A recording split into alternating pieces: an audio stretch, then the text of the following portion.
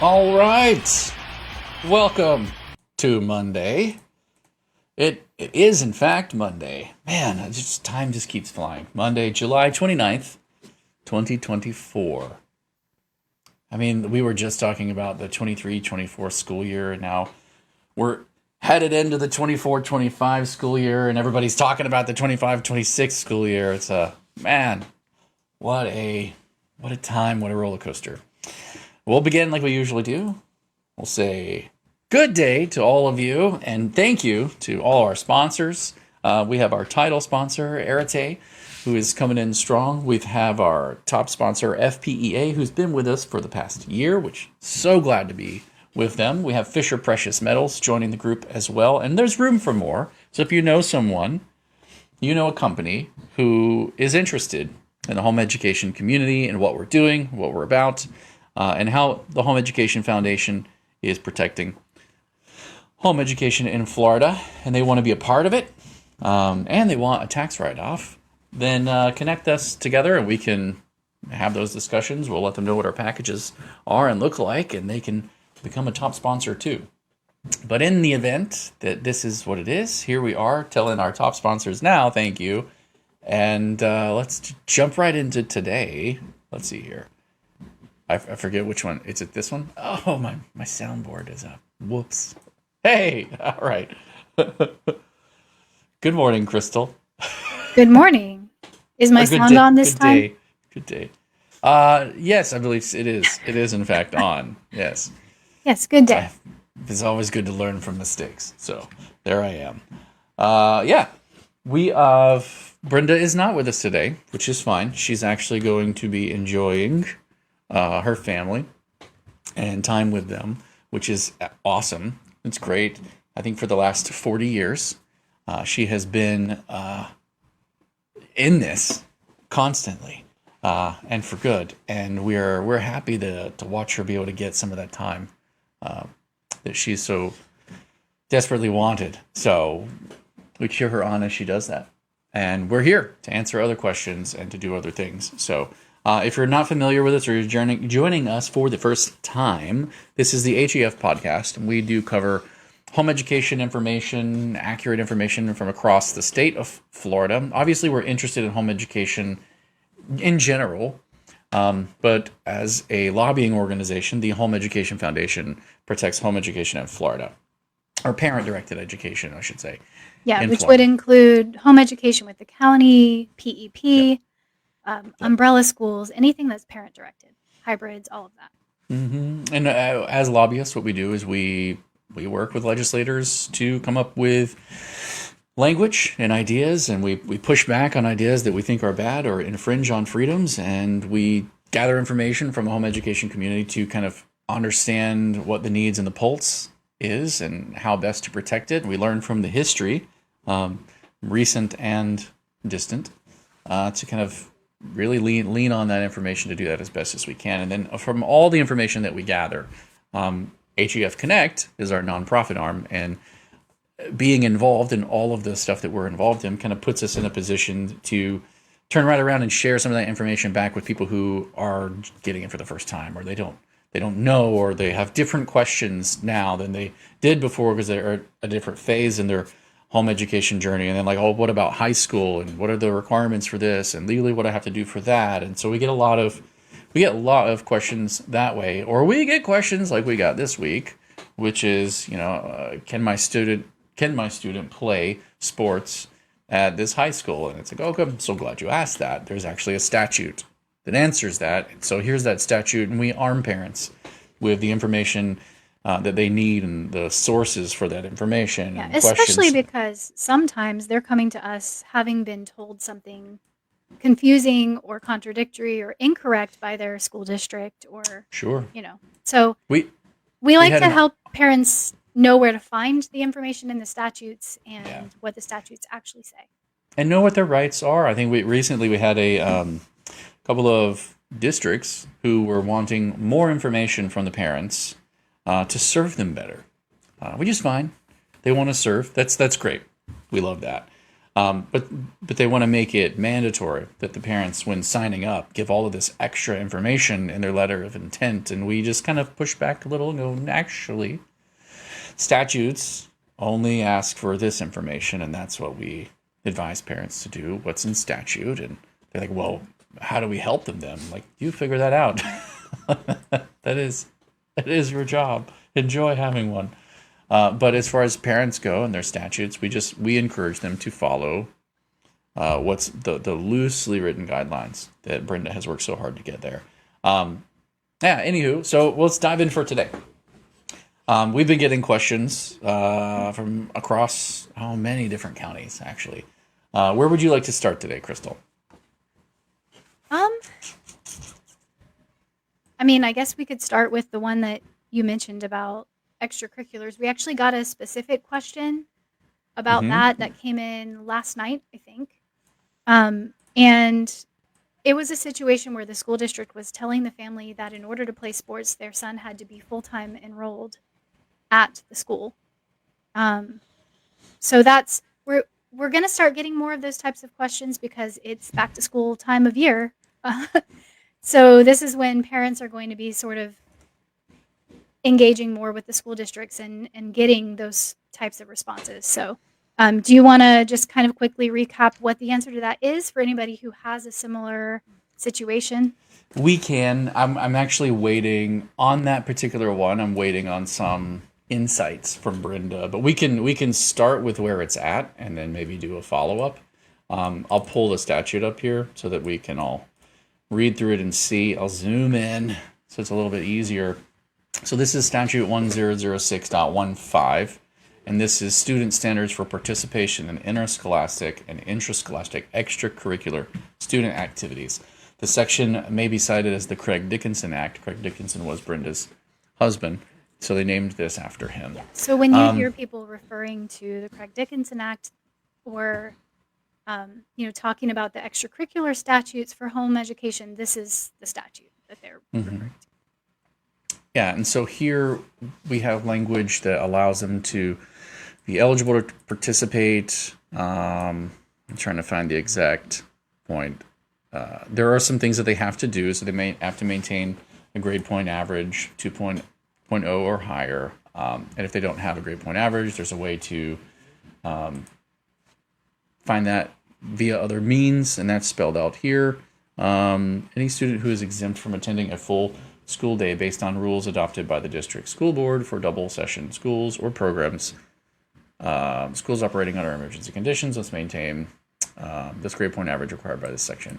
But an individual home education student is eligible to participate. This is under C, at the public school to which the student would be assigned according to district school board attendance area policies, or which the student could choose to attend pursuant to 1002.31, which I believe is the, how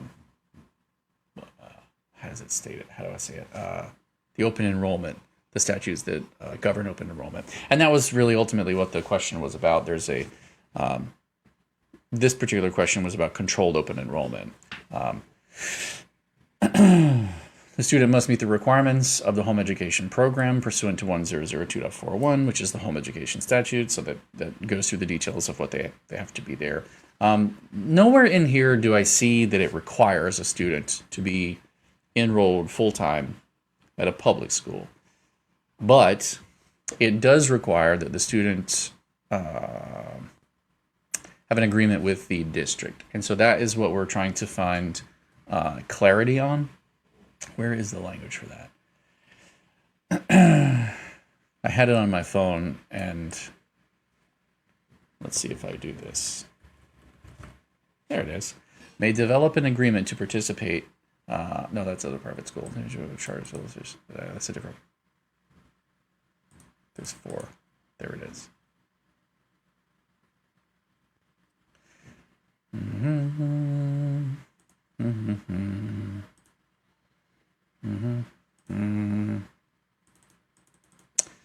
I don't see it.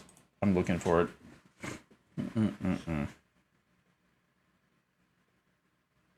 Either way, the language allows the students to participate in eligible to participate as a home education student during the period of participation at school. It might be in the open enrollment statute that I was looking at. But they have to enter an agreement with the district.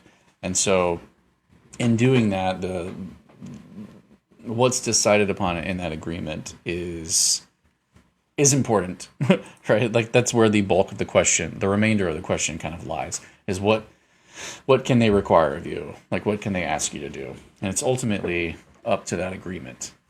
The superintendent can request that the other superintendent allow the student to play, and that can be it. But it oftentimes comes down to knowing who to ask and when and how and the information and where to point to as to access them. So you do have the option to do it.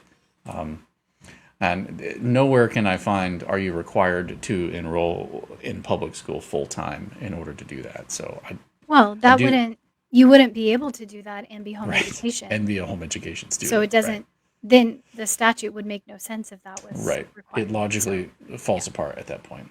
But the question then still remains as to what is in the details of that agreement. And sometimes it's the language of the school may provide, and how they're choosing to interpret that language. So, this is why we are seeking some additional input from Brenda, because she has all of the contacts at the DOE to figure out exactly how they are interpreting the statutes and how they're implementing that and what the schools can require. But the general answer is that home education students can take extracurriculars as a home education student. Right. rather than having to switch to being a full-time public school student. Right. And they don't get paid for any of that because you're not enrolled in public school. So there's no funding that they're going to get for that. And there's not an incentive for them to do it. So you do kind of need to hold your own in the conversation and use the statutes to sometimes there are nuances, like if you've chosen to attend a school that's not in your usual county, there can be nuances to that. Or if the sport you're wanting to play isn't offered in your county, we've had situations like that. But yes, in general, if your school is pushing back and saying that you cannot do extracurriculars there as a home education student or as a PEP student, because these statutes are referred to from the PEP statutes as well. You do have that opportunity. So you can show them the statutes for that. And your child doesn't necessarily take up a seat. So all of the stuff that talks about if there's open seats and things like that don't necessarily preclude them from participating. But the school itself may not be participating. There's just a lot of little nuances sometimes to work through. So if you run into issues and you have questions further than that, I would ask. But I suspect that the end of the answer, we're checking with she has a contact with the FHSAA, the Athletics Association, to kind of narrow in, because sometimes they have rules that govern that, like for those little middle areas. And so we will follow up on that one. But we do have other questions, so I hope that answers that question. One of the parents who messaged in said, I was awarded PEP, and I was told that I could do a portfolio evaluation instead of a standardized test this year to see where my student stands, but before the money is awarded. There's a lot of questions I have. Yeah, I have questions for about clarity.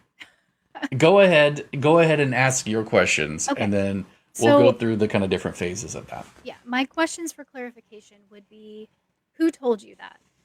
So when you were getting this information, who were you interacting with? Because there's a couple of there's a few different scenarios that could be happening here. One, if you were previously a home education student and you are looking to submit your letter of termination when you've been awarded PEP, they are going to want your end of year eval. And so that is true then, that you don't have to do a standardized test because you're completing your home education requirements. It's not a PEP requirement that's coming into play there. That was going to be one of my questions. So then my first question is, what was the context in which she was given this information? Right. Where are you enrolled in home ed? Let's just slow down and go through them, right? Right. Is your student, to see if they're where they land? This is not the ninth grade question. Yeah, yeah. So to see where your student lands in home education, are you coming from home education? If so, finish your end of year requirements for home education. Right. The way that the Period. question is worded, though, And you have options for that. makes me think that the context was the parent wanting to find out what grade level their student is going to be in for It PEP. is. Um, I believe that is the nature of the so question. if that's the case, Not required.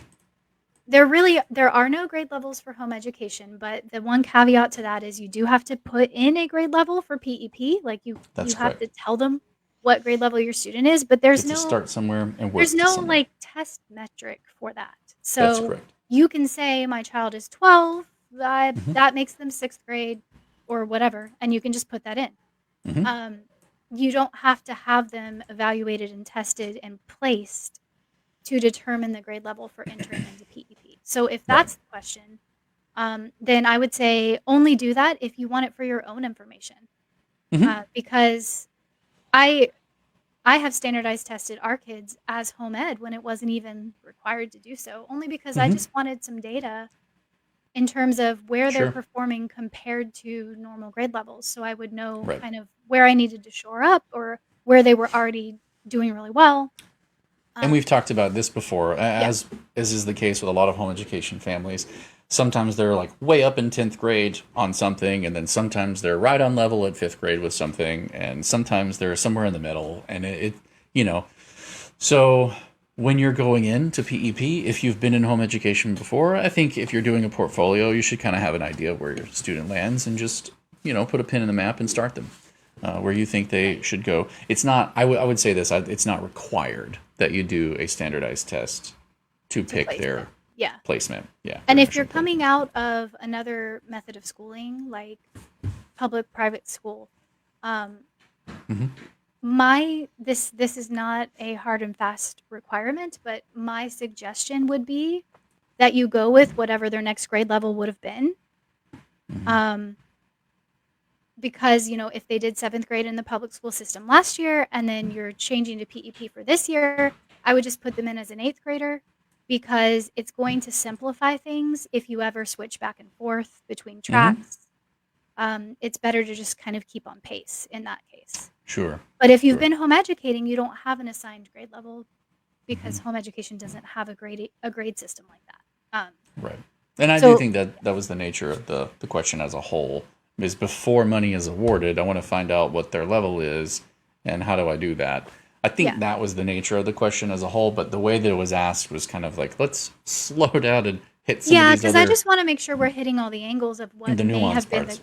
what might have been the context for that. That are other parents who have the similar questions that are out there. Yeah, the other Um, thing to mention maybe can you do because a portfolio instead of a standardized test evaluation in PEP? no, Right. So that at was the the end other of this end. coming year, Yeah. whenever you're required to submit your standardized test for PEP, it has to be a standardized test. So Correct. However, we still recommend that you keep a portfolio, and that we have very valid reasons for that. None of them are in statute, so this is an opinion.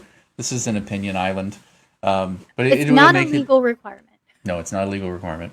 It will make it easier for you when deciding whether or not you want to keep PEP if it becomes onerous and restrictive. It'll become easier for you to walk away if there's no gaps in anything of your choices that you're making. So if you're doing home education, then you want to try PEP and then you want to go back to home education, but you've kept your portfolio the whole time and there's no gaps. It makes it so much easier for you to feel peace of mind about the fact that there's no gap if you have your portfolio. So for peace of mind, I just recommend, And and it's simple to keep a portfolio. It's yeah, not and not to be super fear burdensome. mongering, So. but we've mentioned this before. It also is a good protection in cases of Mhm. issues like a divorce that's happening where you are having to fight in court for your parental decision to keep them in the educational track. It's good to Yeah, have something to unfortunately. show. There are just scenarios that could arise in which it would be good to have a portfolio, even though it's not legally required. So Sure. I that's do just our see. recommendation. I do see that we have people on watching, but no one's commenting. So if there are questions that you have or you've been waiting for us to get to, bring them up and mention them here. Oh, that does remind me. There was one that we were supposed to get to last week. We didn't get a chance Okay, to, hold so on really quick. I just want to add to this particular question. do that. I'll pull The the other one one. other nuance that I just want to make sure we hit is that you are not required to do a certain subject or level or whatever in PEP either. So even if you put that your child is 8th grade for this year for PEP, you do not have to do all 8th grade materials with them. You do not have to purchase only 8th grade curriculum for them. You still have all the same freedom you would have had in home education to That's a great choose point. whatever curriculum and materials fit best for them, because some kids are advanced in some subjects and are struggling more with others. We have our kids on a variety of different levels of different things because some of them are super readers and reading at like college level as a 7th grader, and yet, Yeah, maybe, that's a fourth grader. yeah. She's been reading at a college level for a long time. Yeah. But she hit a little bit of a hump with math, and we had to Yep. kind of slow down our pace with math to make sure Yep. that she was actually retaining it. So Mm-hmm. it's okay to do whatever you have the freedom. That grade level that you checked on PEP to just put them in a grade level does not have any control over what you actually teach them this year. So Mm-hmm. So we'll move to this other question. Actually, hold on. Let me see. This is one that I kind of promised to get to last week, and we ran totally out of time for. So I want to make sure. Oh, so there was a follow up, I think, to that one, which was this. Do I need to go through a specific company, educator, facilitator, etc., to do a portfolio evaluation? okay, did you want me to hit the answer to Yes. that one? Yeah. The answer is no. Yay. So That's correct. both under home education and under PEP, there's freedom of choice. The difference is with PEP, you have to choose from a list, so it's a little more limited, because you have to do a standardized test and Of it the has to be standardized from the tests, approved not list. portfolio evaluation, But if because you there's no wanted to get portfolio an on PEP. evaluation during the year for your own purposes, there are no restrictions on that. You can choose anybody you want, That's correct. and the same is true for home education. But that's also true for your end of the year evaluation for home education. You can choose any evaluator you want. Um, Mm-hmm. you do not have to have it pre-approved or anything like that. They have to meet the qualifications of being an evaluator, which means they have to have a valid Florida teaching certificate. So Yes, that is correct. All right, so now we'll move because that was the follow up to the other one, and then this is a new one or an old new one, a new old one. I have a question. I have a statute question. They say, hopefully, I jumped down. Sorry. Hopefully, you can answer this on your noon call. How should the statute be interpreted for reimbursements for distance learning courses? And does the statute make a distinction between online distance learning or self paced pen and paper distance learning? Thanks.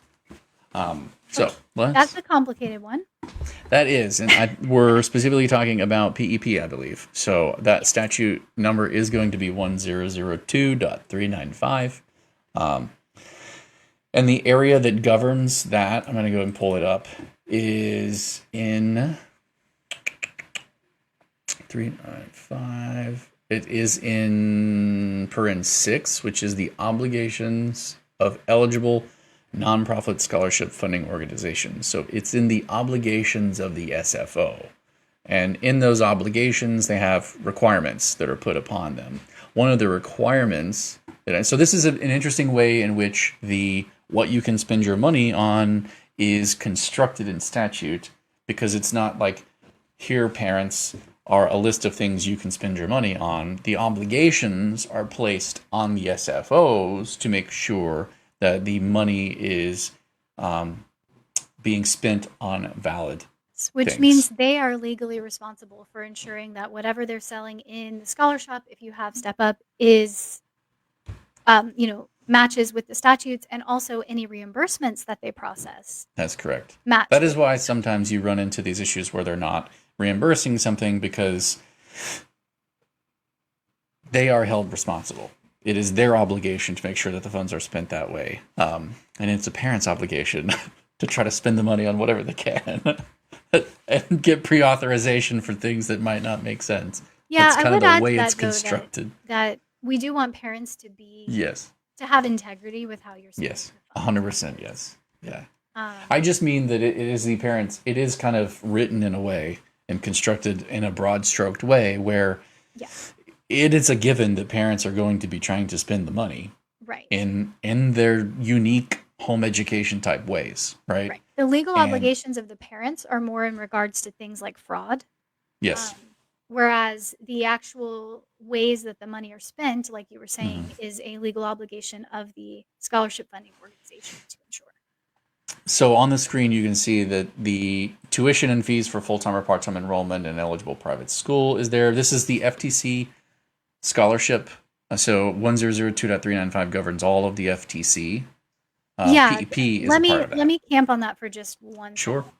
second. Unlike the statutes for FESUA, which has a separate list of approved purchases for students with disabilities versus regular FES, Mm-hmm. this statute, the FTC statutes, only have one list, and that one list applies to FTC EO and Mm-hmm. FTC PEP. So most people that have EO probably have FES EO, I'm guessing.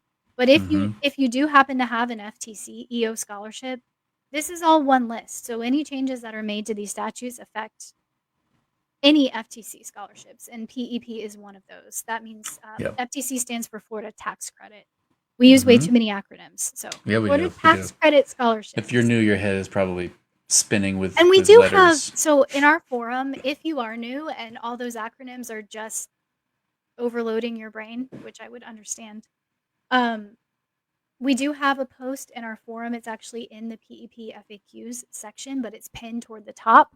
And Mm-hmm. it's sort of just a breakdown of all the acronyms related to PEP and FTC and FES. It just gives a breakdown for people who were coming in new last year, and it was a lot being thrown around and discussed with all the acronyms. So that is there. It's like helpful terms and clarifications. It also explains the 6 attendance tracks and statute. It's just kind of a basic breakdown of those foundational things. So if you need that, or if you think that would be helpful, it's in our forum. Yes. So I'll go through the list real quick of the things that are approved because actually let me restate the question so that it's the answer in video and playback is actually closer to it. So the question was, how should the statute be interpreted for reimbursements for distance learning courses? And does the state make a distinction between online distance learning or self-paced pen and paper distance learning? Thanks. So what's really important to understand is here are the statutes. There are the obligations of the SFO to make sure that the funds are being spent correctly. So tuition and fees for full-time or part-time enrollment in an eligible private school. Florida has a definition for what that means. So while the enrollment in a course that's distanced may not fit that definition. So that's one place in which, enrolling, you have to fit the definition for the school rather that you're enrolling with has to fit that definition. So then the other use of funds is instructional materials, including digital materials and internet resources. This is an interesting one because in the purchasing guide, like 90% of everything is under instructional materials. Digital materials are covered. So and then of course there's curriculum under C, and that has a definition. Curriculum can be online curriculum or pen and paper curriculum. But the question here was a distance learning. I think it's a live instruction class, from what I understand, or self-paced pen and paper distance learning course, where they're sending in correspondence. I guess it's like what FLVS, but like snail mail type thing. So if you look further down, tuition and fees to a virtual program offered by a department-approved private online provider that meets the provider qualifications specified in this statute. that's mentioned here, 1002.452A. Then there's a semicolon. There's also the Florida Virtual School as a private paying student that they could use the funds for, or an approved online course offered pursuant to these two statutes. So it has to fit the parameters of those two statutes. So to answer the question that wasn't asked, we have been getting questions from parents who are wanting to enroll their students in a school or a program in another state. Yeah. And Can I just start. I have the requirements for participating in state scholarship programs pulled up. Where's And I that? know Can you? I'll shoot you the So I can link pull if it you up. want to pull it up on the screen. Yeah, I'd like to pull it up while you go through it. Yeah, let me get that. Sure. It's on the DOE website. So the very first bullet point under, in order to participate in a state scholarship program, a private school must. The very first bullet point says maintain in this state a physical location where students regularly attend classes. Mm-hmm. So you're going to run into an issue with enrolling your child in a private school out of state and having it covered by scholarship funds, because it has to be an eligible one the by criteria statute. for being eligible for scholarships in the state of Florida for private school scholarship funds to be used at, it actually doesn't have to be a private school scholarship. For any scholarship fund to be used at a private school, they have to be eligible. And one of the eligibility criteria is that they have a physical location in this state. So some of the schools that have different hubs in different places would possibly still be eligible. But if you're looking to take classes from a private school that is not located in the state of Florida, you're going to run into an issue with the scholarship right there at point one, because they won't meet the eligibility requirements. Right, and so that's something to keep in mind in answering that question, especially like for the distance learning course. Like, there's a million questions I have about that distance learning course. Like, do they have to be enrolled to participate in it? Is it something that can be packaged down? Yeah, it's going to be purchased as a curriculum package, because if so, you might be able to get it covered as curriculum. As a curriculum, right. And so, but then you're not doing like pen and paper, send your work back in and have it graded by somebody else, because then you're enrolled in like a different kind of instruction. So it depends a lot on how it's actually structured. Correct. So there's a lot of questions that I would have about that, to dive deeper into it, to kind of get in the weeds on it, to get to know one way or the other. One of the things that is important to know is that your child can't be enrolled in two scholarships at the same time. That's not necessarily where I was going with that one, but there's a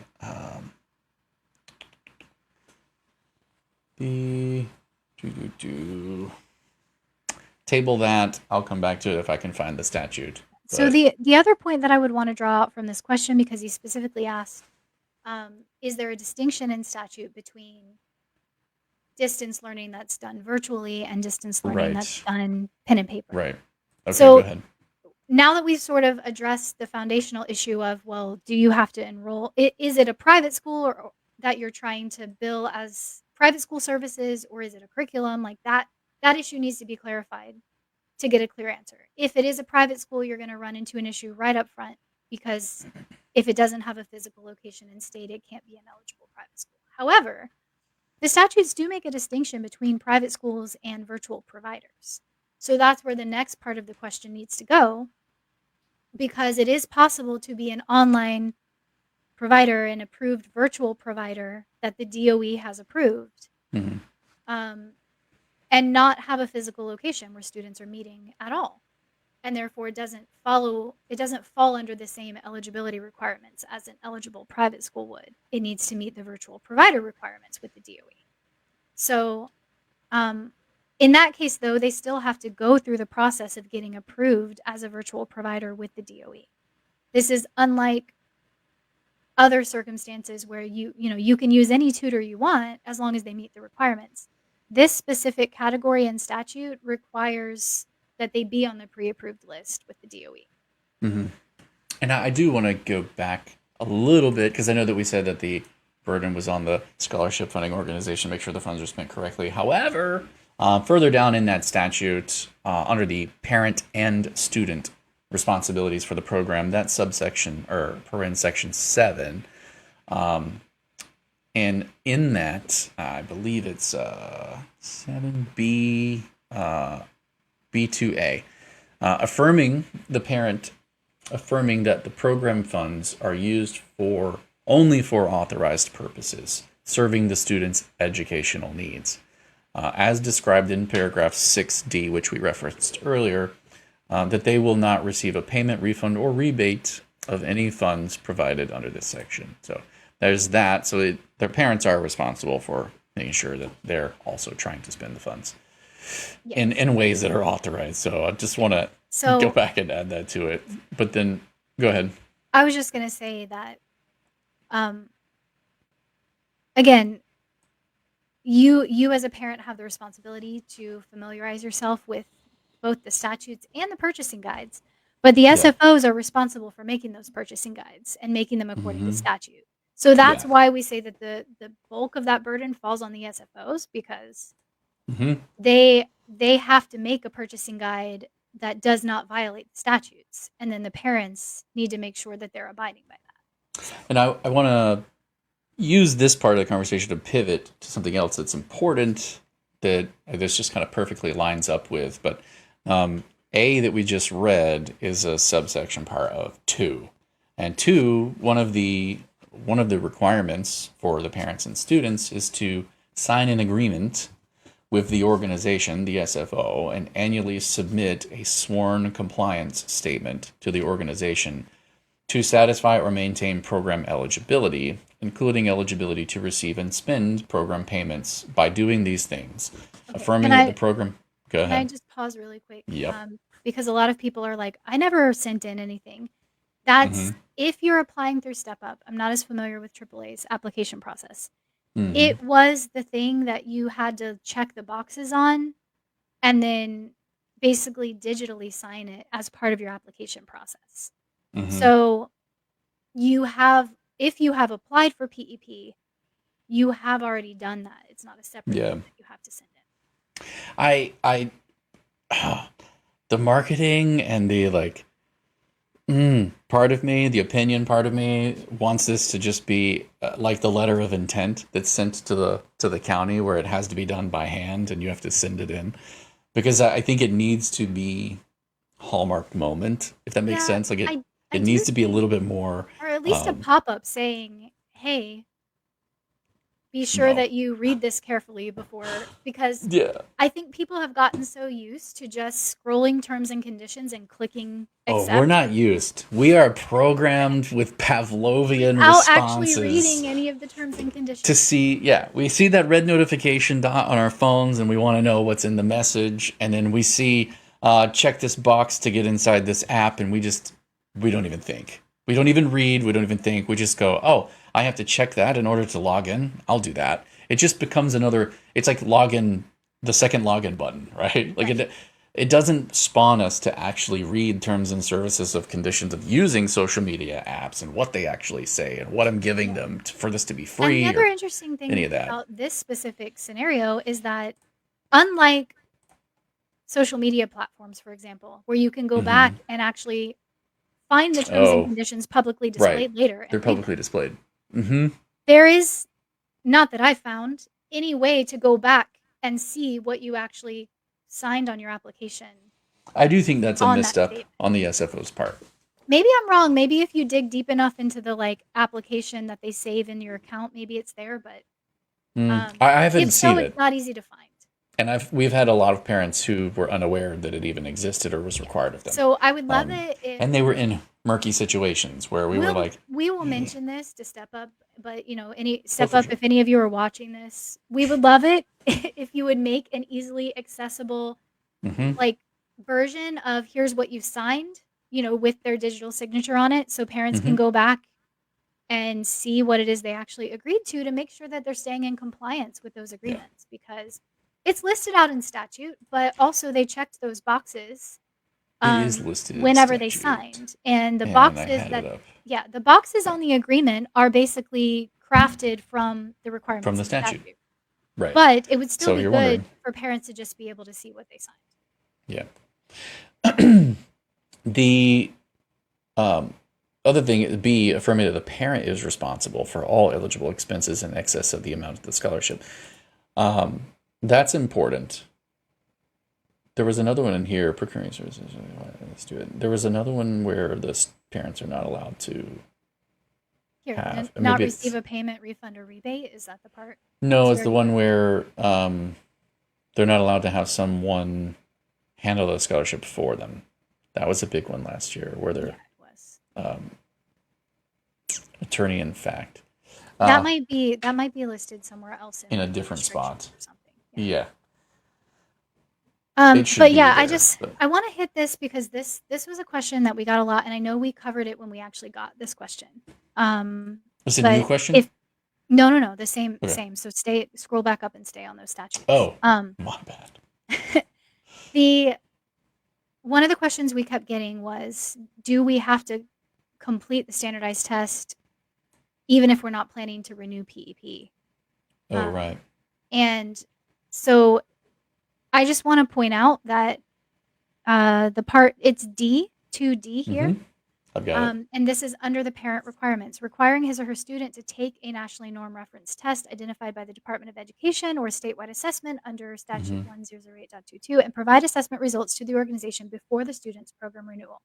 So that last phrase, before the student's program renewal, was the part that was coming into question, meaning, Tripping well, if people I'm up. not renewing, do I have to do it?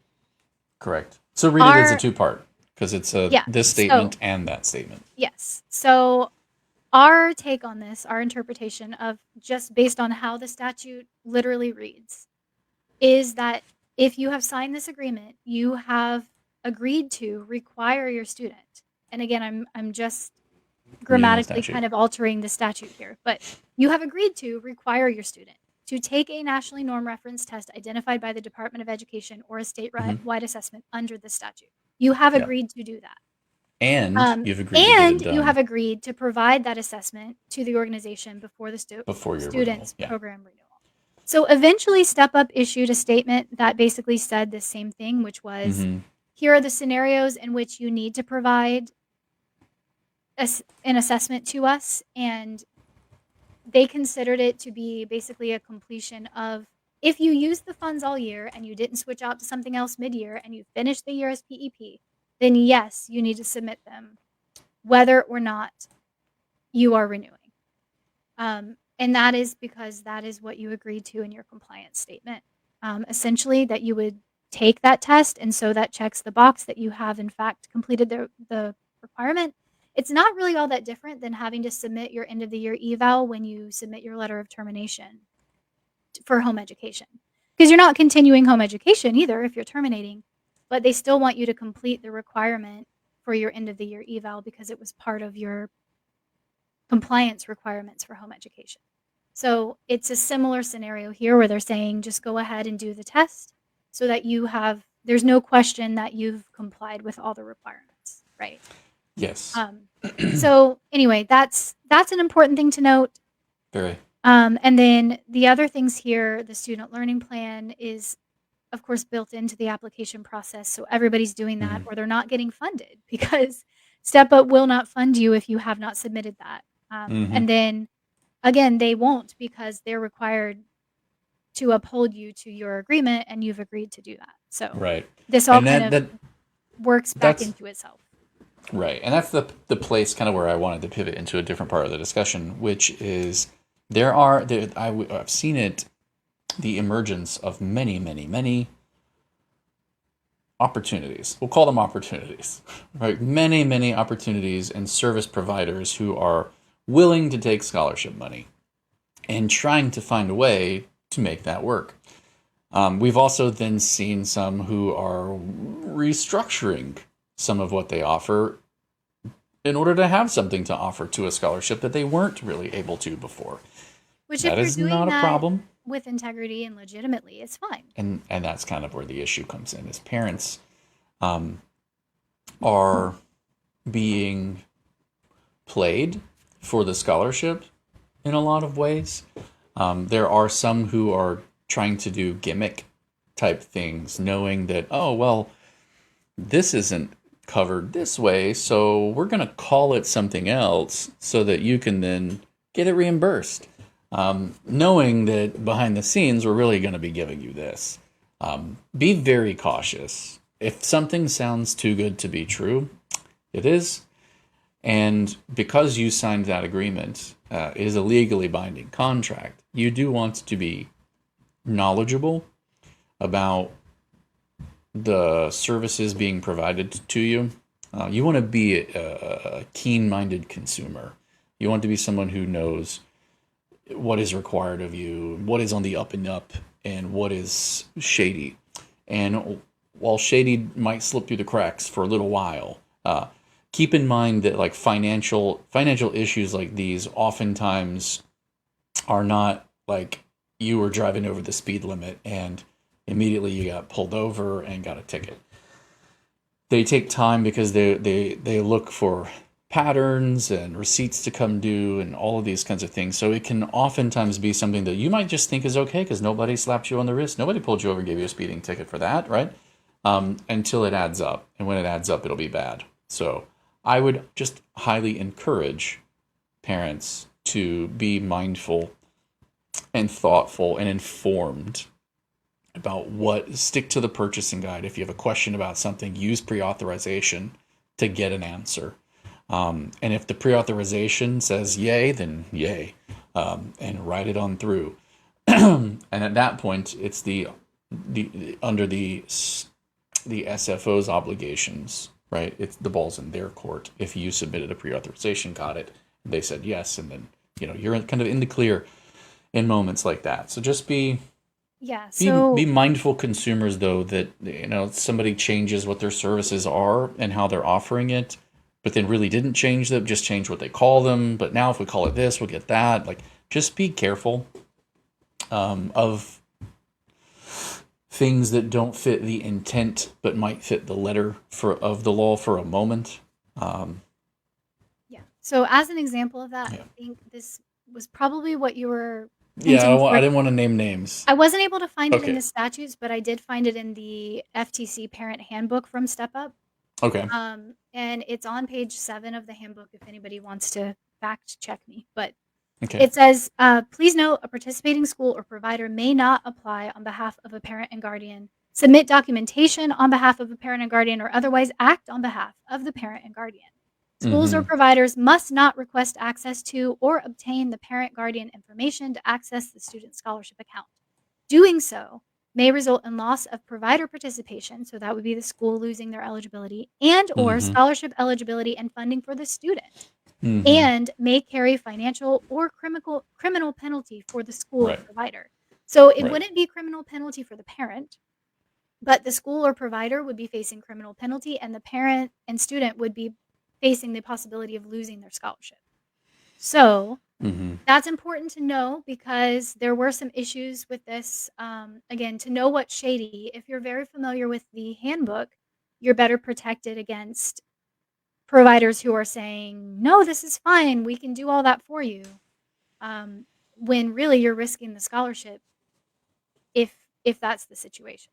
So yeah, and I think I don't want to give ideas. So I'm being very careful about what I'm trying to say, but I'm trying to give an example to like illustrate it, but not put it ideas in anybody's mind. But there are those who offer a service and they want to offer it to home education and PEP families, but then they realize that it's non-reimbursable the way that they have it set up because it doesn't fit the criteria of the category that it's in. So then what they'll do is rename it something else, and they haven't really shifted what they're offering, the essence of what they're offering. They've just kind of started to call it something else or try to get it fit into another category. Or I know that digital devices aren't covered, but this class tuition... Right, we'll just roll it in with the tuition. Yeah, being very careful and cautious about things that seem like they're gaming the rules. Oh, we found a loophole. Yeah, probably not. Yeah. Or another one I've seen is there's a company... What you might have found is something that's going to get us in a hot mess when we stand before legislators and try to Yes. argue I for want to digital devices to be I want to included when come they back. aren't yet. And, I yeah. want to come back to that in a second, but I just Yeah. wanted to say that um, another scenario, I've actually seen Facebook ads for a company that basically was marketing to people in Florida that, we can cut through all the headache of applying for PEP for you and do everything for you and submit the reimbursements for Sure. you, and it's just a Sure. service we provide. Yes. Again, Not. I just read the handbook. That is not allowed, Not allowed. so Be very cautious. just be wary and cautious that whatever you're doing in regards to your scholarship Hmm. is above board and meets all the requirements. Now, Yeah. I will say that's not a home education instructional program that is able to do that as a direct pay provider for the classes that you as the parent have selected in their tuition and category. It is not the same thing as that. Right? They are No, able but to do even that because even that's not that, handling the scholarship for you. There's a lot of criteria they have to go through to become direct pay well, and providers. even as a direct pay provider, they can't actually do the process for you. You still have to No, go into your account, select correct. their services, purchase them directly with your scholarship funds, and then That's they can correct. approve from their side. So they're still not Yes. doing any of it for you. Great point. You Great just don't point. have to pay out of pocket up front. It goes Yeah. directly from your funds. So Um, if there are things that seem too good to be true, yeah. there And I probably are. just And if you have questions, you can talk to us, put it in our forum, come on our lives and ask questions about these things, and we'll do our best to answer Yeah. those We questions have a or at couple of least get with. questions in the comments I wanna hit in a Hmm. second, but I wanna Yeah, go do it. back and just reiterate the part about why it matters that we stay above board Okay. with Yes. how we're using the I think scholarship. it's good. Um, those of you who've been following us for the last year know that we fought a hard-won battle last Hmm. year, to keep back restrictions on PEP, and it's year 1, so Yeah. If Yeah. that had gone through, it would have been really hard to undo, It's a the really ugly year restrictions right one. off the bat. Yeah. We I don't know how much I wanna say on this, but we foresee another battle coming this year on the same thing. Yeah. So, it's very important, and I'm very happy with this. I've seen a lot of comments that weren't me, in the Facebook groups echoing this sentiment because people have been following what happened the last year, and I have seen parents commenting tactfully to other parents, "Hey, That's this good. question could be misread. You might wanna be careful of Mm, posting anything that seems like you're trying to game the scholarship, even if that's that's a not how you great meant it." way to say that. I've been really happy to Caution. see those tactful responses. I mean, we don't Yeah. wanna ream parents out. I would always assume good intentions, that maybe they Yeah. just aren't Sure. informed. Hmm. But please do inform them if you see that happening because the Facebook groups are being accessed by people who are looking to Oh, restrict and dismantle the 100%. scholarship, and they are 100%. using those posts. Um, Hmm. they are using those posts. They are taking them out of Hmm. context when they need to, in order to make their point. So, Hmm. again, I don't wanna be like the And they're cherry doomsday. picking the worst of the worst. They are. So, They're again, I don't wanna be intentionally, the doomsday, yeah, like, naysayer, right. fearmonger, but No, but we have to be real. please be aware that the public perception of PEP parents, that was a lot of P's. The public perception of PEP parents is important because the legislators are watching that, and they will absolutely refer to those type of posts, and it doesn't even matter if that expense was in the end approved by Step Up or not. The fact that you have asked for it, um, and they are able to screenshot that and Yeah, use that as leverage is sure. really not working in our favor. So, we want I believe Yeah. that 90 or maybe higher percent of the parents on PEP are using the funds ethically and with integrity. Hmm. But they are going to take that 10 or less percent, um, and it matters to them because they're gonna say, "Okay, well, the ones that are using it Hmm. ethically, fine, but what about the ones Yeah. that aren't?" Right? I So would also that's add to that that it's not just your Facebook post. There, the recorded calls with Step Up's customer service are also uh, data, consumable data in these conversations when they're talking with, well, what are parents trying to do and what are parents this? Like they're not just, they yeah. are, Oh, I So they froze. they have Okay, access to those. Yeah. they do. So Yeah. you're right. And the other point I want to hit is that um it's I'm trying to think how to say this. It's not just PEP that this affects. So if That's you're a correct. home education family, whether however you feel about PEP or taking scholarships, whatever your stance on that is, even if you're one of the ones who is ethically opposed for whatever reason to scholarship use, Mm-hmm. please be aware that in the legislators' eyes, Right. PEP is and always was a scholarship for home educating families. Right. Originally, it was actually going to be put into the home education statutes. The fact that it Mm-hmm. is separate is only because Is a Brenda fought for that protection. stroke of So brilliance on Brenda's part. the Yes. yes, yes, but it's important to realize that the intent of the scholarship and in the legislators' minds, the purpose of the scholarship is a Mm-hmm. home education scholarship. So Yeah. any of the public perception about the scholarship is not just reflecting on PEP families, it is reflecting on home education as a whole. And that's why it is so important for us to work together to protect the rights and freedoms because once they start restricting back the scholarship expenses, um, they have ground then to also look more closely at home education families and what they're doing in their homes. And maybe we need more oversight for that too. We want to stand on that line of freedom and keeping the authority in the parents' hands. So, All right. We're running out of time, and I appreciate what you're saying, and I'm not trying to like downplay it at all let's because finish with you're exactly correct. Um, let's get to these last couple of questions, and then Katie Lane just popped in, and I wanna talk to her. So, Laura says, "Do you know how a parent would go about changing a grade level with Step Up?" you would need to contact their customer service. Mm-hmm. So that's something that they'll have to do on their end. I don't think you can edit an application once it's been submitted. Maybe you can. So maybe check in your account first, but I am pretty sure once it's been processed, you have to actually contact them and ask them to change if you have a change that needs to be made. Deline Howell says monetary caps were removed, but there are still limits on how many of a certain item you can buy, purchase, frequency of purchase, or Yep. quantity. Yeah, She's yeah, quantity. yeah, yeah, quantity. Okay. But MSS, that would be my scholar shop. Lets you buy Yeah, multiple. my scholar shop lets you buy multiple. Is that going to be a problem? So That's a my good question. it is a good question. We should My really have someone from Step Up on here at some point to yes. answer some of these. These are We're good. trying to actually. Yeah. We will bring this back up to step up because we've actually mentioned this again.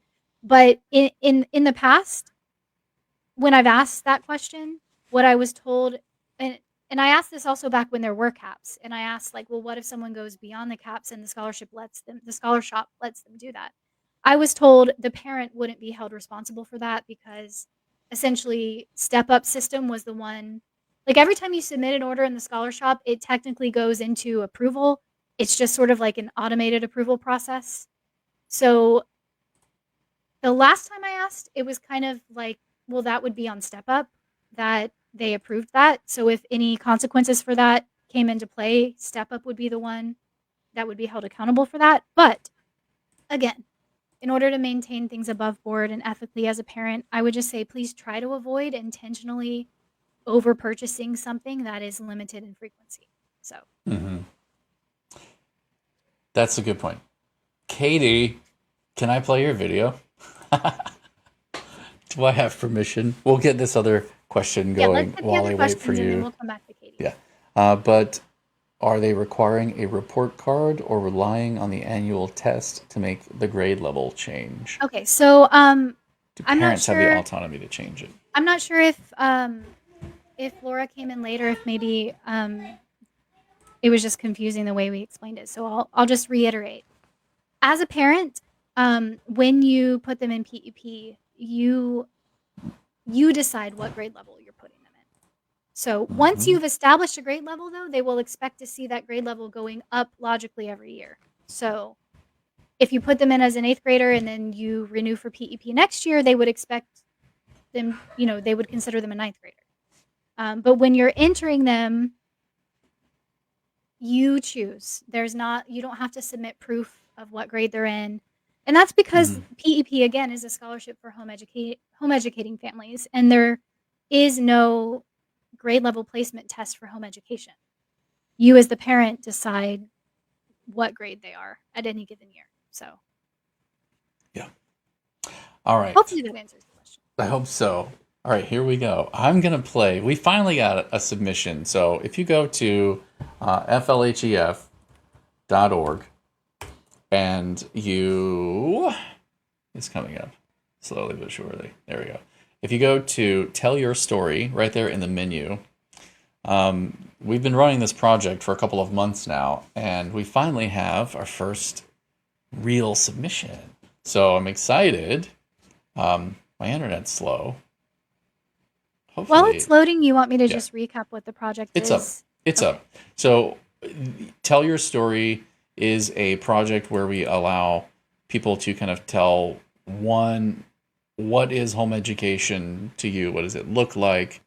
Two, why did you choose it? And three, what impact has that had for you? Keeping them under 60 seconds. Parents can make more than, or students. This could be a student project as well. More than one video. You can upload them right here, and we have one. And I want to share it with you all because she did a great job. And so here we are, Katie Lane's video submission. Can you play both? Hi. Yeah. Okay. It's a part one and But don't talk over it. Sorry. All right, here we go.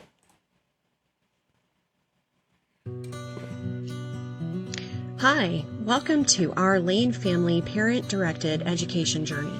We have been parent-directing the education of our children since 2013 and just wrapped up our 10th year. What makes our story unique? Our kids are children of the American Revolution and descendants of a pioneering Florida family of 8 generations.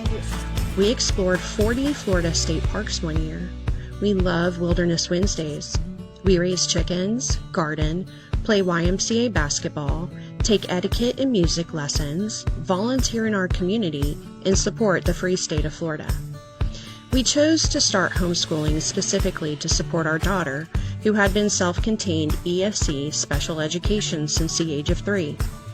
Since 2013, we have graduated our first homeschool child, who received a CLT Merit Scholarship, as well as added our son as another FESUA student after a rare medical diagnosis, and our youngest is a PEP student. That's part one. That's good. Did you say you couldn't hear it? Were you saying you couldn't hear it? They can see you now. Yeah. I could hear it. I think I couldn't hear it on our end, but when I opened the Facebook thing, I could hear it there. So. Okay. I was gonna say because I didn't have the audio on for you. I had it on for everyone else. But yeah, I just wanted to you were make sure confusing everybody me. else could hear. All right, part 2, Katie. Sorry for the Go for interruption. Here we go.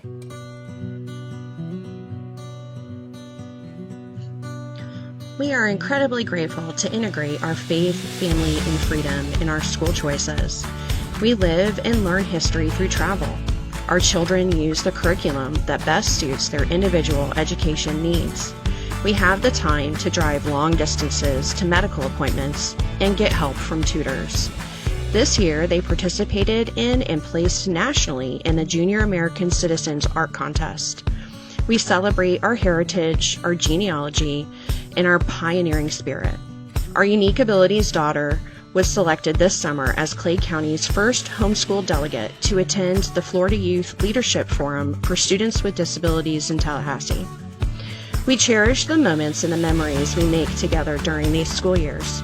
We look forward to the journey of the next 10 years as parent-directed education allows our family to aspire our dreams, advocate for family and freedom. Yay! Yay!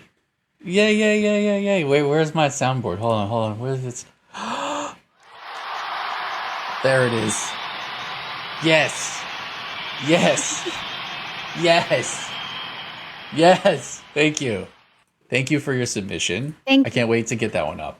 So I will get that one up soon. She also cut it vertically when I asked if she could. She also cut it vertically, so I'm super excited. We'll throw that up in the stories or reels, and let everybody see that one as well. And I look forward to so many more submissions. Katie, you did a fantastic job. I don't want everyone to feel like they have to do the sound and the music and be that professional. We really just want your heartfelt stories. Katie, thank you for sharing yours Yes. with us. So I've been It asked. is very well done. What I were was you just gonna going say? to say, I've been asked by parents, does it have to be this or that? Like some parents are afraid of having their face on screen, and so they might prefer to do something like what Katie did. Yes, that's perfect. Other parents don't have the know-how or the desire to edit something together like that, and they would rather just be on screen talking. Both are fine. Hmm. So please let Katie's inspire you, but it doesn't have to be just like hers either.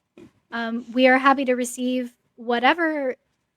Again, the purpose of these is to show what parents are doing. So it's Hmm. okay if everybody's video is as unique as Yes. your home education journey. They do not all have to Yes. look the same. Yes. Katie's like one of those kids from public school who showed up at the science fair with like a time machine built and put together and like fully functional. Meet the Robinsons, you mean? Yeah, yeah, yeah. Yours does not have to be the bells and whistles. A simple video with like little pictures of your kids doing this or doing that that is heartfelt, that tells your why, is what we're looking for. You can be on it or you don't have to be, just like Katie did and like Crystal said. Thank you so much, Katie. Thank you so much for doing it, and doing such a wonderful job at it. I really appreciate you getting involved. And I look forward to all the other submissions that we get. And I think we're going to end today on a high note. So I think that is, what did she say? We have everyone's homeschool is definitely different. Yes. The Exactly. videos should be different too. Yes, that's exactly right. That was what I was trying to say. You said it better. We're going to end on that. Thank you all for being with us today. Let's go back, give a special thank you to our top sponsors. Thank you, Arete, cybersecurity, keeping people safe. And then also, thank you for being our title sponsor. Thank you for FPEA being with us for over this past year as one of our top sponsors, and Fisher Precious Metals for being with us. Again, thank you all for being here and watching and sharing, and participating and asking questions. It's really, really, truly beautiful to see the home education community coming together. And we will see you next week. Same bat time, same bat channel, and hopefully with Bat Brenda with us. And with that, I will turn you loose to get back to your Monday, and you guys Happy enjoy. Monday.